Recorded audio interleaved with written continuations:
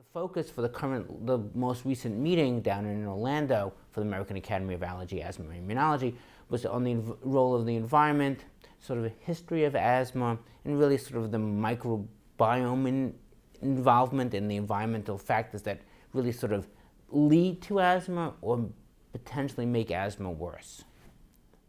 My favorite sessions at the last meeting were really, I would say, three big ones. So one was, there was a full-day course, it was the full-day seminar on eosinophilic esophagitis, sort of the current highlights of the meeting. What was changing in the field, there was some changing names of definitions, so which was sort of, to me, was very interesting. A second big theme was the presidential symposium, which was on the environmental risk factors of asthma. And the third big thing was on the atopic march, which is sort of what predisposes to asthma. So those were, to me, the most interesting things that we saw at the last meeting. So the most valuable thing that I got from these meetings, me personally, and I'm going to talk about this from two perspectives. One is from a clinical perspective, and the other is sort of a basic science research perspective. From the clinical perspective, it's really in the area of sort of two things, actually. One was atopic dermatitis.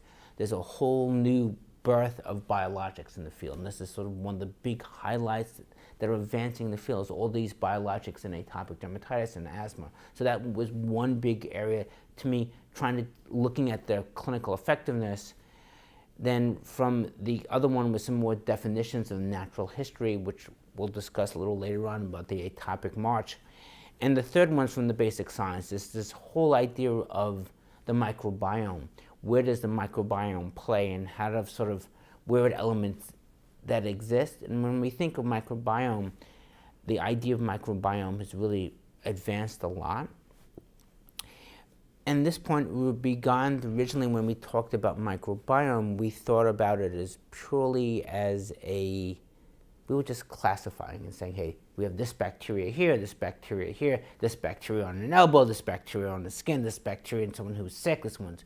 And we're realizing it's a lot more complex than that. It's not only which bacteria, it's the diversity of the bacteria. It's not only bacteria now, we think of other microorganisms and viruses and fungi, and how they all interact, and that the diversity plays such a key role in this, and that it changes over time. And this is sort of things that I really, from a basic, it's not really ready to come out for clinical science, but it's really changing some of our fundamental knowledge on how disease occurs.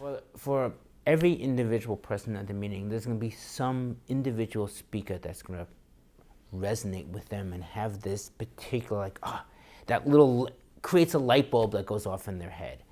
And that really depends, I think, on an individual, on sort of like what that does. For me, often is Dr. Thomas Platts Mills. He creates an interesting way of looking at things.